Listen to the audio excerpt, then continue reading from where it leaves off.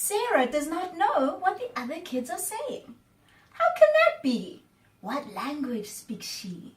And he, what language speaks he? So tell me about your publishing journey. Come on, exciting news. What's happening, girls? Yeah, I mean, it's the end of the year and somehow managed to get books out in 2 books out in 2017. Okay, Yes. now you're boasting. Can you see the bags under my eyes? Rolls It's been really eyes. hectic. Rolls eyes. Yes, I think Come that to your kind of makes it all- auntie. makes it all worth it. Hi, everyone. Hi. I don't even know where to start. So the mission was, okay, so the biggest thing I wanted to do a tour. And Exclusive Books really liked Hello. That's Hello. We did a bit of a national tour, going to different bookstores, and in different parts of the country. And the really cool thing is that, just to see parents bring out their kids to hear stories, being interested in stories, local stories, and how excited they were. And a lot of people were just like, it's taken us this long to learn the 11 ways to say hello. Starting with me, I also had to, I didn't know them at first, so to write the book, there was some research involved. So yeah, I mean, okay, Ames, your turn now. Tell us about your journey. Many births.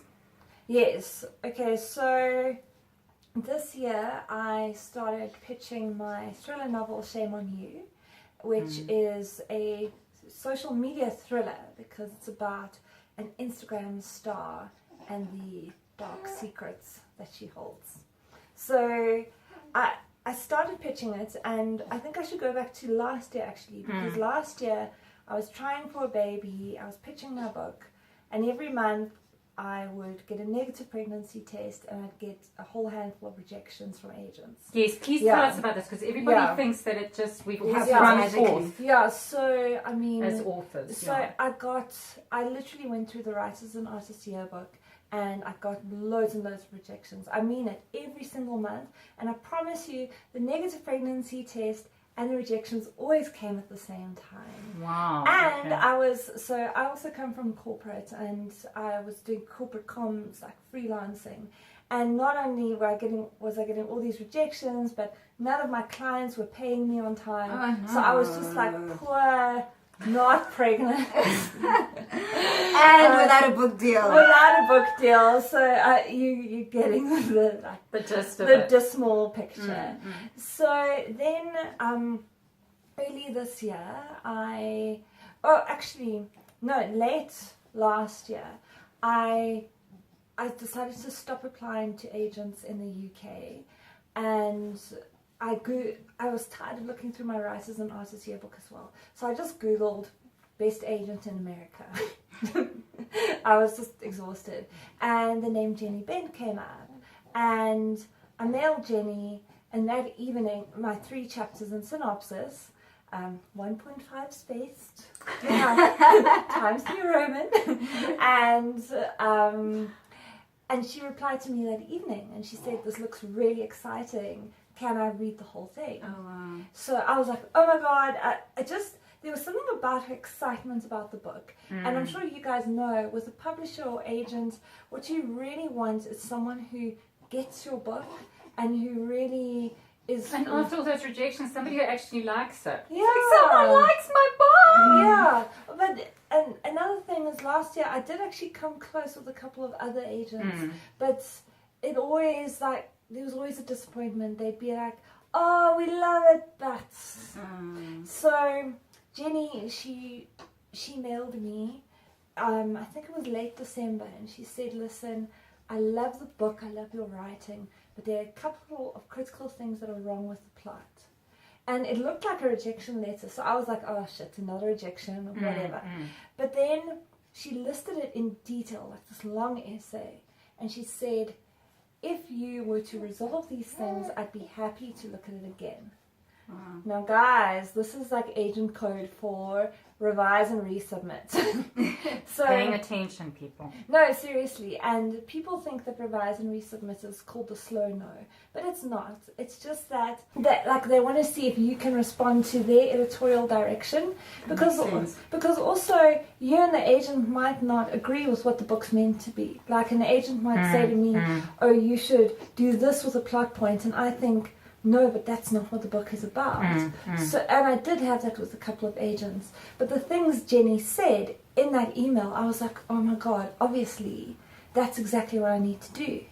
So I went through her changes and like I treated it like a 9-to-5 job. I went through the book over and over again and I implemented the changes. And then early this year, I got an email from them, and it was literally on a random Sunday afternoon. I just checked my mail and it said offer representation. Wow. And not only was she representing me in her New York office, but she gave me a second agent, Sarah, who's been representing me in the UK. So just like both of them have been going like as hard as possible trying to market this book. But the interesting thing was, so that happened at the beginning of this year, and then in January I found out that I was pregnant with Zach. So it's a new approach to bringing out books in the UK, which is where they bring an ebook out first and then they bring the print version out later.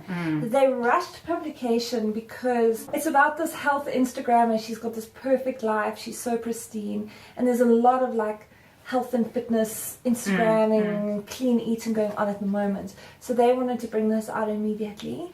In my first month or two of actually figuring out how to look after Zach, I was doing final edits and proofreads to the book as well.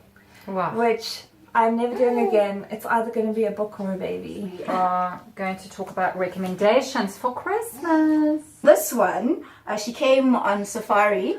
But while she was here, she was kind of inspired to write this cute story, The Ugly Five. Stunning. About the five that you don't hear about. You always hear about the actual big five. Oh, that's so cute. It is adorable. I mean, afterwards, I also had the face you have on, like, aww. So a definite, it's fairly new. So definitely get this one for your kids. Yeah, so Goodnight Stories for Rebel Girls. Oh my goodness. Honestly, one of the best children's books I bought this year. Absolutely gorgeous. I love the story behind it. So there are all kinds of local women who have been featured, like Miriam Makeba. So it's always nice. Okay. Yeah, so it's always nice to see your own people, right? So so there's some South Africans in there. But for me, the biggest takeaway was at the end, there's actually like a part where the child can get to write their own story. And that's why I don't have the copy with me right now. My niece got so excited about that. She went to, and she's 7 years old. She went like, oh, she wants a pen, and then she starts writing her story. So I'm like, interested, like what's her story gonna be? Love. That is so cute. And I have to share this because it just goes to show we always kind of underestimate how much children take in. So then she's like, oh, once upon a time there was this girl named Debuho Mwahludi. And then she goes into a storehouse when she was 6. So last year she swallowed a 5-rand coin. She was as one does. It was so scary. I mean, goodness me. So she had to have surgery. It was like a dear really God! serious So thing. not like a funny story, quite a serious. Quite a serious story. Got there. I mean, like the school, because at the time when I would pick up from school, so the school calls me like, I think you need to come.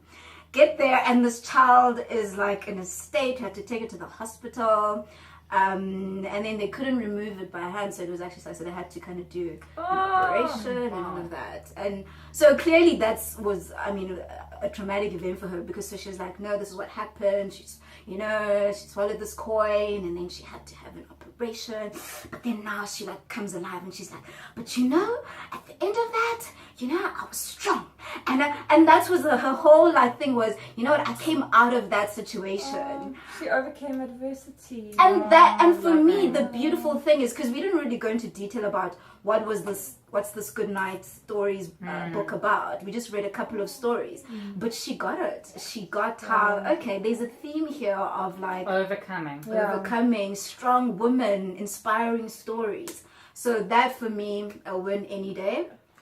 So Trade Secrets it's the short sharp stories competition that's held every year. The theme this year was Trade Secrets, obviously.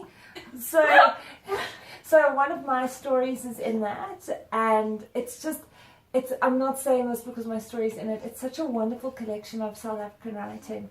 And when it comes to these types of short story competitions, writers can get very experimental, weird, controversial.